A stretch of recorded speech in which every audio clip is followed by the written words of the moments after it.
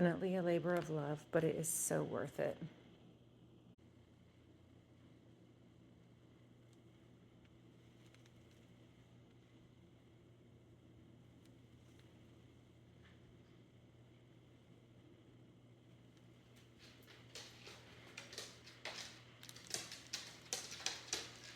So you make the little lines with the dull end of your knife.